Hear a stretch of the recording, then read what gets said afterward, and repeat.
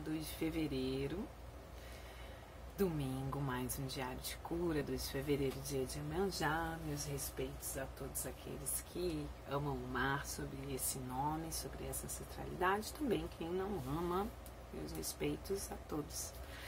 Então vamos a um diário de cura, e o tema de hoje é liberdade religiosa e psicologia, como que a psicologia pode ajudar no acolhimento a vítimas, no entendimento dessa dinâmica da violência e contra a fé e a produção, né, essa construção desse lugar de vítima. Esse tema eu escolhi porque no dia 21 de fevereiro foi dia de combate à intolerância religiosa e também Dia Mundial das Religiões, tá? Então a gente gosta muito de trabalhar com a ideia de que a religiosidade e o sagrado são parte da cultura e que também está assegurado no direito da liberdade de expressão das pessoas. E a liberdade de expressão da fé é uma forma, né, de expressão, obviamente, né, e é uma forma cultural, faz parte das culturas de vários povos. No debate que estava marcado, foi realizado na Casa do Tupi, em Niterói, Rio de Janeiro, o debate estava muito focado, a maioria das presenças de pessoas de matriz africana e indígena, de religiosidades dessa matriz, que ainda sofrem, dessas matrizes, que ainda sofrem muito com ataques, né, em vários sentidos, com diversas formas de violação de direitos e de violência. Então, no primeiro momento, no debate, eu quis falar bastante, assim, que é importante a gente conhecer o porquê. Por que a violência, né? E aí a gente vai chegar num dado que é o seguinte, tem muito pouco a ver com um princípio sagrado em si, não é? Nas escrituras sagradas antigas e nas mais diversas formas de entendimento do divino, da espiritualidade, da sacralidade, da vida e das comunidades, a gente não encontra registros, né, de que você possa agredir, matar uma outra pessoa, não é? Enfim, e a importância de conhecer e de partilhar essas histórias, isso foi um ponto importante, né, assim, como uma estratégia para sair desse lugar apenas da vítima, de esperar algo ruim ou algo agressivo chegar, né? E falei também bastante da formação da mente intolerante, que é a mente que não respeita, né? Porque tolerar e dizer tudo bem, eu te aguento, né? E outra coisa é você respeitar, saber que é um direito do outro ser diferente e se expressar de uma forma diferente da sua, né? Então, existem doenças que são individuais, né? Então, por exemplo, uma pessoa está em depressão, está muito triste, está muito desanimada, então algo aconteceu com aquela pessoa, mas na psicologia a gente tem uma coisa que se chama psicologia social, um ramo, né, uma coisa. A gente tem uma área da psicologia que se chama psicologia social, então tem diversos atores, e como sempre aqui nesse papo terapêutico, nesse diário de cura, eu vou falar muito rapidamente, não são aulas aprofundadas, então não vou falar de autores e de correntes filosóficas e tudo mais, para que fique mais fácil da gente acessar, tomar um gostinho, e aí quem sabe mais pra frente faço uma aula mais profunda.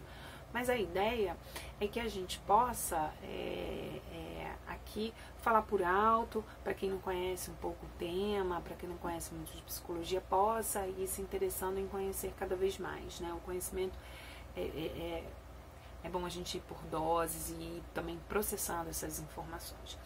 Então, voltando ao nosso tema, eu conversava lá na palestra, né, que a palestra foi Psicologia, Liberdade Religiosa, saindo do sofrimento psíquico, ligado à vitimização, através da arte afro-brasileira. Então eu comentava, né, compartilhava com pessoas de várias tradições, mas muito marcadamente as pessoas ligadas a tradições afro-brasileiras, né, que primeiro é importante conhecer, não é só fazer caminhada, participar de atos, coisas para fora, né, ações para fora, mas ações para dentro, ações para autoconhecimento e conhecer que lugar, qual a importância e por que existem essas formas de violência, né? E nesses porquês, né, a gente vai ter então a formação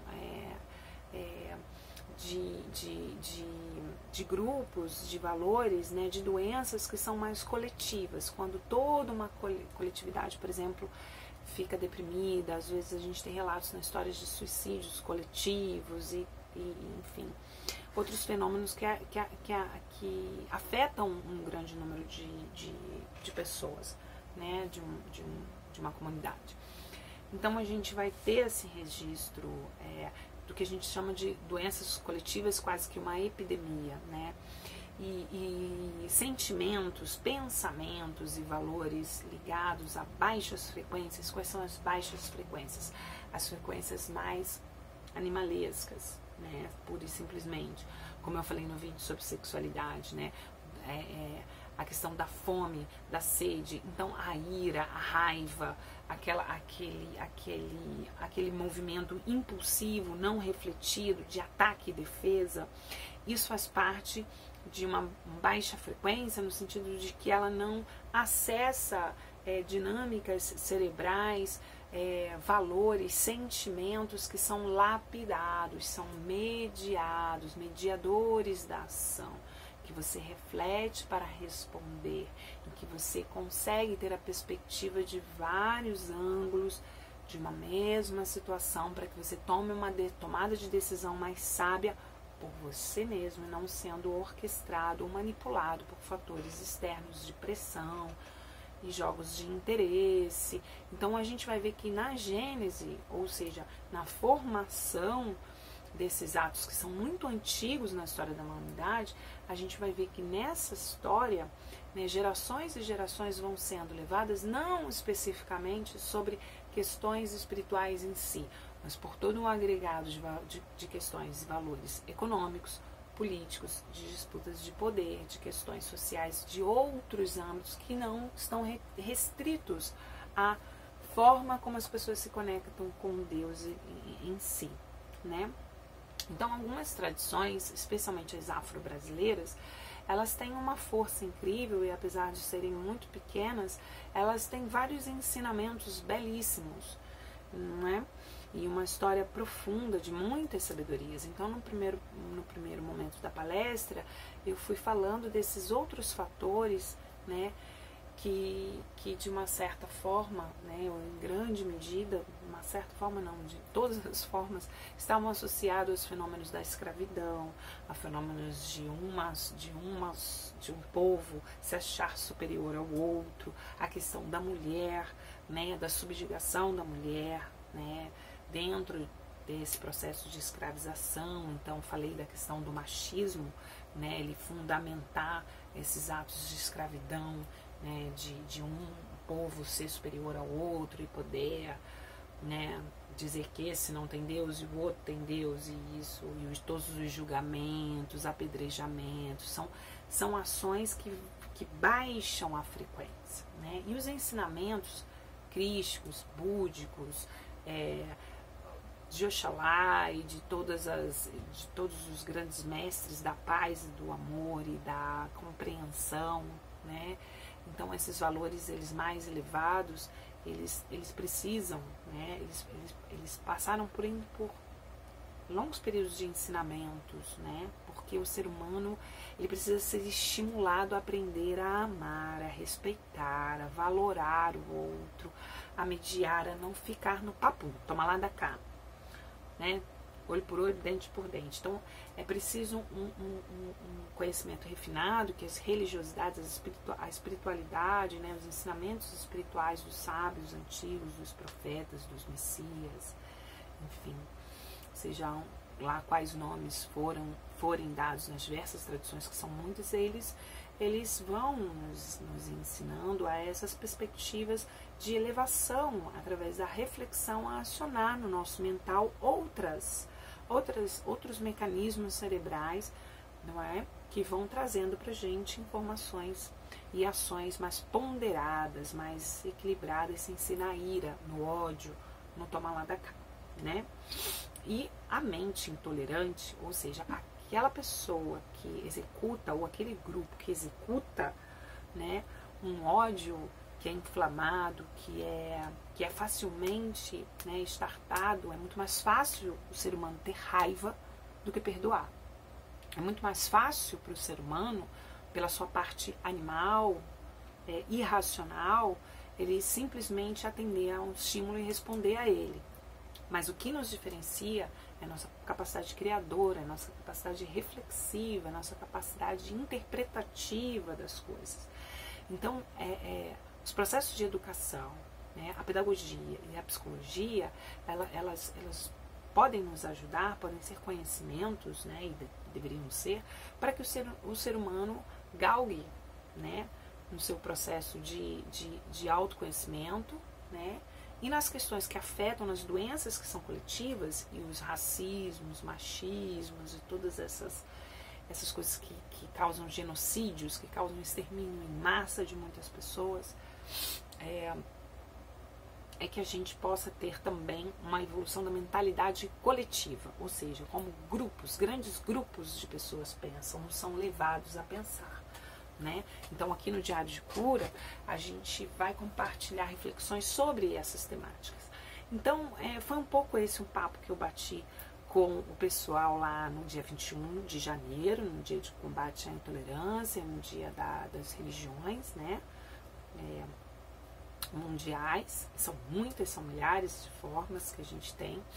E aí o segundo momento eu não pude compartilhar muito, tinha um outro colega, então eu queria ir profundo, e aí vou compartilhar um pouco aqui como é essa saída do sofrimento, como é essa saída desse lugar da vítima, que é da gente, quem sofre, né, ou os grupos que sofrem as intolerâncias, não ficarem numa retaguarda, mas também não é para ir para o ataque, né, porque não é uma guerra de ódio, de violência, né, que vai fazer a superação, a transformação desses processos de violência e de violação de direitos, né? São processos, ao meu ver, e nos estudos que eu tenho feito, nos processos de cura pelos quais tenho acompanhado pessoas, são processos em que a gente precisa, né, desenvolver o seguinte: o que eu preciso? Acho que a pergunta-chave do Diário de Cura nessa semana é isso. O que eu preciso fazer para aprender diante dessa situação que me causa sofrimento, tá? Quando se trata de grupos, porque às vezes são comunidades inteiras que sofrem violência, de vários sentidos, violência não é só briga física, a gente tem violências verbais, emocionais, psicológicas, mentais, né, terrorismo, botar medo nas pessoas, enfim. Isso é uma forma de violência. Quando você bota medo numa criancinha, dizendo que aquilo é do capeta, é uma forma de violência, né? Porque você está criando uma forma de mentalidade de vítima, de medo, de pânico. Isso é uma agressão, né?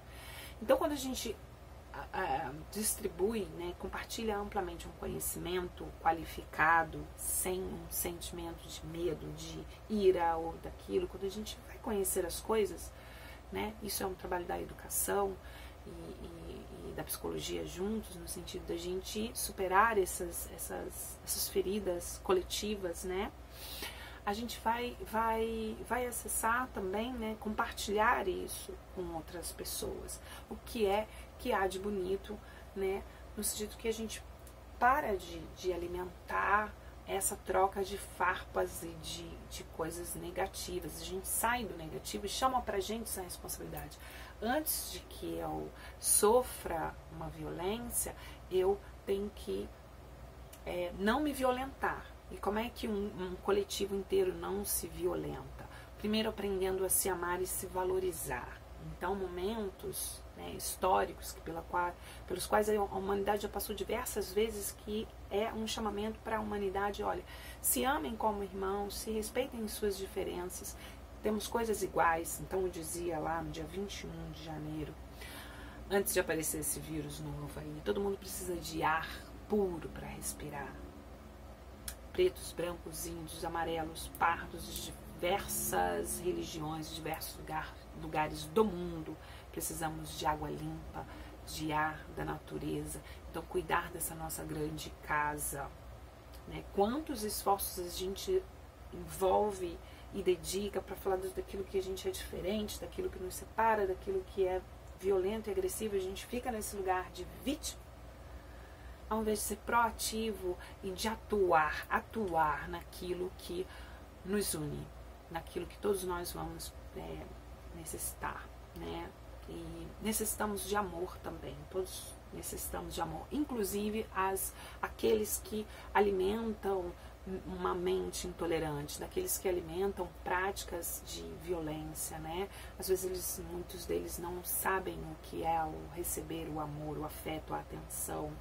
Enfim, é um longo estudo, quis compartilhar isso um pouco. E nesse ato de aprender a autoestima coletiva, então, pessoas de tradições afro-brasileiras que têm um legado enorme nas artes, na música, na literatura, na pintura, na dança. Então, compartilhar essa beleza toda. Então, primeiro a gente coloca para dentro, ouvir a ancestralidade, como que eu posso ajudar as pessoas que estão dos nossos vizinhos, nossos amigos, ou inclusive os supostos inimigos, né? Porque que seria o violentador, né? Que gestos de generosidade eu posso ter para comigo mesmo, para com o meu sofrimento, o que eu preciso aprender, o que às vezes a gente deixa de fazer pela nossa coletividade, decoração, né?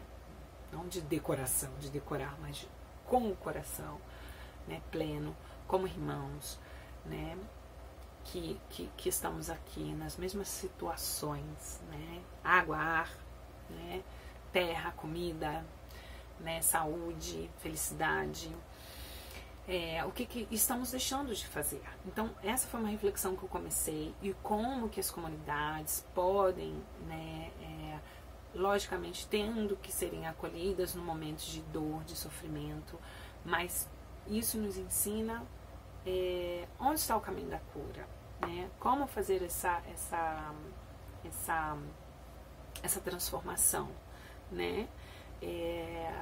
Como é que a gente pode, dentro de cada espaço que é violentado, criar núcleos de amor, alfabetização, coleta de lixo, coisas que, né, plantar uma comida que a gente vai precisar, tem um projeto chamado Plantando Águas, plantar sua água, né, que são árvores que ajudam a criar olho da água, né, então vai pesquisar conhecimento, vai saber o que fazer, né, para que a gente enfrente com amor, né, com gestos solidários, a mão, né, oferecer a outra face da mão, da violência, sair do lugar de vítima, de me queixar, porque agora, e aí eu vou fazer um processo, e aí eu vou fazer algo que a gente se antecipe, que as pessoas possam se antecipar com gestos de amor aos gestos de violência, né? E aí começa pelo amor, pelo resgate, né, dos valores fundamentais que podem terem sido esquecidos de gerações, não só pelas comunidades afro-brasileiras, mas por diversas comunidades,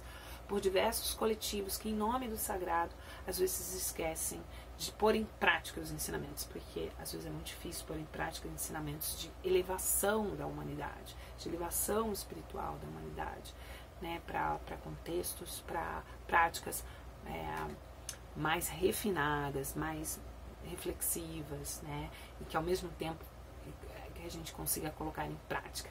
Então esse foi o Diário de Cura, é assim que eu tenho tentado também na minha vida pessoal e como terapeuta cada vez mais amplificar, né, o amor dentro de cada um de nós, e que compartilhei lá sobre essa questão de saída do sofrimento psíquico, especialmente com a arte, porque a arte tem essa força, né?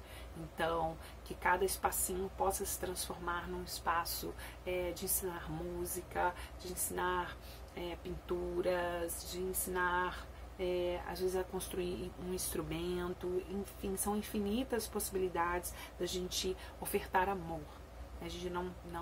A gente humanidade, né?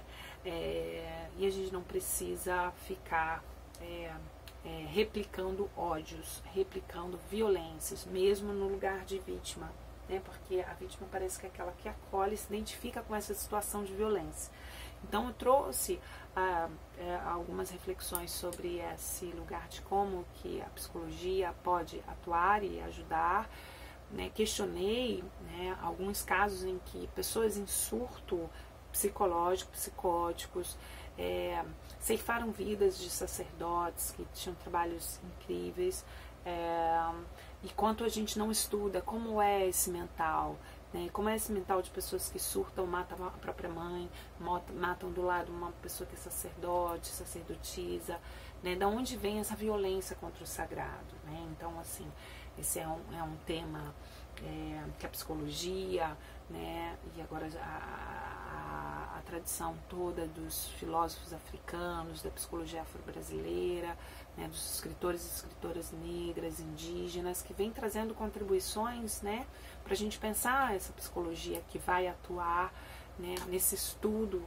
né, de formação de doenças que são étnicas, destinadas a grupos, a etnias, né, e a minha contribuição nesse dia de debate, né, para a gente poder lutar pela paz, é lutar com amor, né? Então fica esse ensinamento, pergunte sempre para você mesmo, né, para você mesma que está sofrendo alguma violência, mesmo que não seja contra a sua fé, contra o seu sagrado, mas seja lá de que ordem for, que violências você está fazendo a si mesmo, que trabalho pessoal você está deixando de fazer por você mesmo, como está a sua autoconfiança, como está a sua autovalorização, como está a sua autoescuta, se você faz silêncio para escutar a sua intuição, aquilo que toca seu coração, se teu coração ainda está aí te dizendo coisas para você agir, tá bom? Então é isso, até o próximo vídeo, fiquem bem, uma linda semana.